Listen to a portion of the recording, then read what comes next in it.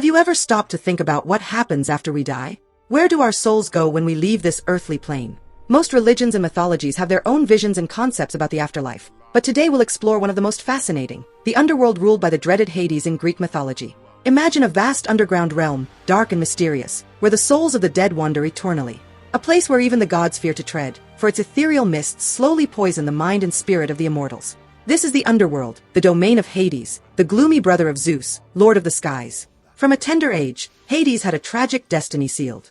Cronus, the depraved titan who reigned before the Olympian gods, devoured his newborn children for fear that they would dethrone him. Thus, Hades was swallowed alive as soon as he opened his eyes to this world.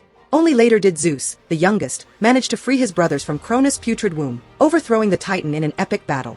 After the victory against the primordial titans, the three divine brothers, Zeus, Poseidon, and Hades, divided the domains of the vast cosmos. By a cruel caprice of fate, or perhaps by Hera's cunning intervention, Hades received the gloomy depths of the underworld to rule as his prize of war.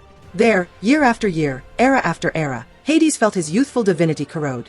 The poisonous mists of that accursed realm gradually consumed his superior beauty, his Olympian joy. In a solitary existence, vaguely illuminated only by the pale specters of the dead, Hades became increasingly gloomy, embittered, longing to escape that gloomy prison.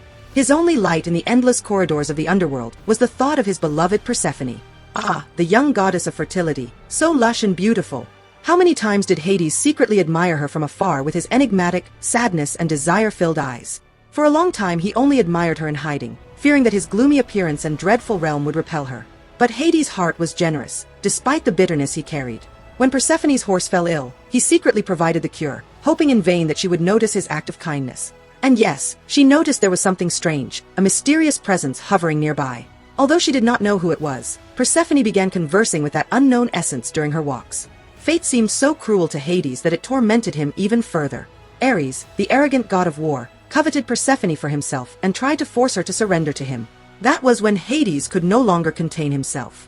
Intervening with his divine strength, he expelled the insolent nephew, revealing his true identity to Persephone. To his surprise and relief, Persephone did not reject him as Hades had feared. On the contrary, seeing beyond the shadowy mask, she was charmed by that noble and lonely lord of the underworld. Slowly a forbidden romance blossomed, with Persephone risking periodic visits to Hades' realm.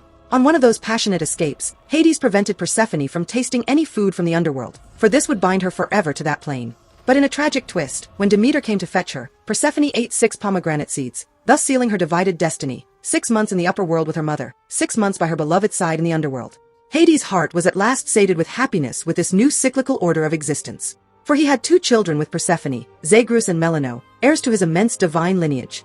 What indescribable bliss the gloomy lord enjoyed with his beloved and offspring during the periods when they cohabited the underworld. But the separation in the other 6 months was excruciating agony. Hades loved Persephone and their offspring above all else. He could no longer bear the idea of being separated from them, if only for a single day. It was then that he conceived an audacious plan to defy the very will of the gods. A plan to gain absolute control over the destinies and reign sovereign with his beloved for infinite centuries.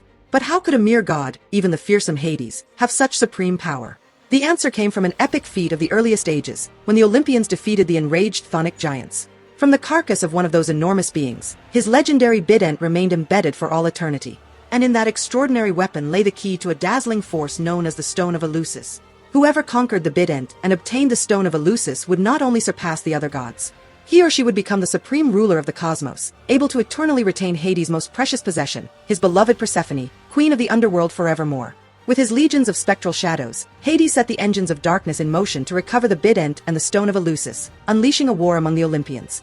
The question remained, would the fearless Hades achieve his greatest goal, or would his purpose once again be subjugated by superior forces? Would it be worth risking everything for an impossible dream of possessing eternal love?